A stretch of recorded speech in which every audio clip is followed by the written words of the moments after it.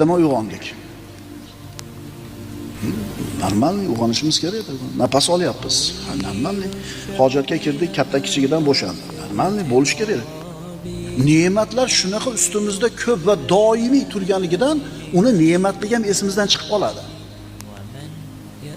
Qani garantiya ertaman uyg'onishingizga birinchisi. Uyg'ondingizmi? Alhamdulillah deng. Shart o'rningizdan turdingiz, oyoq qo'li ishlayapti. Alhamdulillah deng.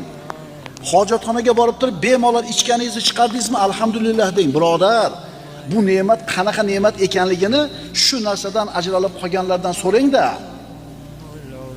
Bavul qila olmaydigan holat bo'lib qoladi. Prostatasi ishib ketib.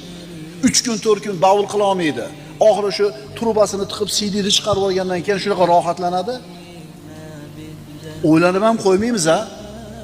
Uyg'ondik, yurtimiz tinch. Ne'matligini bilamizmi buni? Anonim kam